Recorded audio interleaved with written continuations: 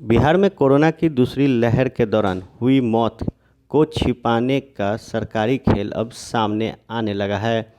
बिहार में सरकार ने तकरीबन 4,000 लोगों की मौत का आंकड़ा छिपा लिया था। सरकार ने अब तक कोरोना से 5,458 मौत होने की जानकारी दी थी। अब पता चला है कि सरकारी आंकड़ों के मुताबिक 9,375 लोगों की मौत हुई है। बिहार सरकार के स्वास्थ्य विभाग ने ये बात स्वीकार किया है, लेकिन हम आपको बता दें कि ये वो आंकड़े हैं जिसे अब सरकार स्वीकार कर रही है। शमशान से लेकर कब्रिस्तानों का आंकड़ा जोड़ लिया जाए तो ये तादाद कई गुना ज़्यादा होगी। दरअसल कोरोना के लहर के बीच बिहार सरकार हर दिन कोरोना से होने वाली मौत का आंकड़ा जारी कर रही थी। सरकार के पास जिलों से रिपोर्ट भेजे जा रहे थे, उन्हें जोड़कर मौत का पूरा आंकड़ा जारी किया जा रहा था। अब सरकारी जांच में पता चला है कि जिलों से मृतकों की जो संख्या भेजी जा रही थी उसमें बड़े पैमाने पर हेराफेरी की गई है। जिलों ने मृतकों की सही संख्या भेजी ही नहीं, लिहाजा गलत आंकड़े जारी किए गए। बिहार के स्वास्थ्य विभाग के अपर मुख्य सचिव प्रत्यय अमृत ने आज स्वीकारा कि कोरोना से होने वाली मौत की सही आंकड़ा सामने नहीं आया था। उसके मुताबिक सरकार ने जब अपने स्तर से जांच कराई तो ये बात सामने आ रही है। अपर मुख्य सचिव बोल रहे हैं कि जिन्होंने गड़बड़ी की है और सही संख्या की जानकारी नहीं दी है, उनके खिलाफ सख्त से सख्त कार्रवाई की जाएगी। प्रत्यय अमृत ने बताया कि पिछले 8 मई को ही राज्य सरकार ने कोरोना से होने वाली मौत को लेकर जांच कराने का आदेश जारी किया था। इसके लिए जिलों में 2 तरह की टीम बनाई गई थी। एक टीम में मेडिकल कॉलेज के प्रिंसिपल के साथ साथ कॉलेज के मेडिसिन विभाग के हेड को रखा गया था। वहीं दूसरी टीम सिविल सर्जन के नेतृत्व में बनाई गई थी, जिसमें एक और मेडिकल ऑफिसर शामिल थे। दोनों स्तर पर जब जांच की गई तो पता चला कि मौत के आंकड़ों को छिपाया गया है, सरकार को गलत जानकारी दी गई है। सरकार ने कहा है कि कार्रवाई करेंगे, लेकिन तारीख नहीं बताई। कोरोना से हुई मौत के मामले में बड़ी गड़बड़ी उजागर होने के बाद सरकार कह रही है कि दोषियों पर कार्रवाई करेंगे।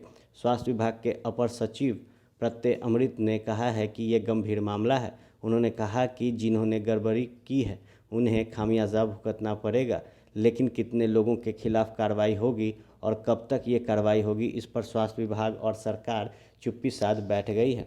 मौत के आंकड़ों में हेराफेरी पर सरकार का तर्क ऐसा है। वैसे सरकार ये कह रही है कि कोरोना से हुई मौत का सही आंकड़ा सामने नहीं आया है, तो इसमें सिर्फ सरकार या सरकारी तंत्र का ही दोष नहीं है। अपर मुख्य सचिव ने कहा कि बहुत सारे लोगों की मौत होम आइसोलेशन में हो गई। बहुत सारे लोग संक्रमित होने के बाद दूसरे ज़िले में चले गए, जहां उनकी मौत हो गई। कई मौत अस्पताल ले जाने के क्रम में हुई। कुछ पोस्ट कोविड से भी मृत्यु पाई गई। ऐसे में उनका सही आंकड़ा नहीं मिल पाया। सरकार कोरोना से अब 9,375 लोगों की मौत होने की बात स्वीकार रही है। वो उस संख्या से कई गुना कम है जो शमशान कब्रिस्तान से आई है। दरअसल सरकार कह रही है कि कोरोना से मौत तभी मानी जाएगी जब जांच में मृत व्यक्ति पहले से ही पॉजिटिव पाया जा चुका होगा। लेकिन बिहार के ऐसे कई गांव या इलाके हैं जहां बड़ी तादाद में लोग कोरोना जैसे लक्षण से मरे, लेकिन वहां जांच की कोई व्यवस्था नहीं थी, लिहाजा उनकी मौत को कोरोना से मौत नहीं मानी जाएगी। बात अगर की जाए तो सरकारी आंकड़े की हकीकत पटना हाईकोर्ट में दायर की गई एक सरकारी रिपोर्ट में इसकी पुष्टि भी हुई। दरअसल बक्सर में गंगा नदी में शव मिलने के बाद हाईकोर्ट ने सरकार से पूछा था कि बक्सर में कोरोना से कितनी मौत हुई। इसके बाद सरकार के 2 अधिकारियों ने हाईकोर्ट में अलग अलग रिपोर्ट दाखिल की थी। बिहार सरकार के मुख्य सचिव की ओर से कोर्ट में दाखिल रिपोर्ट में कहा गया था कि कोरोना की दूसरी लहर में से 13 मई के बीच बक्सर में केवल 6 मौत हुई थी। वहीं दूसरी ओर पटना आयुक्त की रिपोर्ट में बताया गया कि 5 मई से 14 मई के बीच बक्सर के सिर्फ एक घाट पर 789 शवों का दाह संस्कार हुआ है। आंकड़ों का ये अंतर बताने के लिए काफ़ी है कि कोरोना को लेकर क्या खेल हुआ है। आप बने रहे फर्स्ट वेयर झारखंड के साथ। खबरों का सिलसिला यूं ही चलता रहेगा।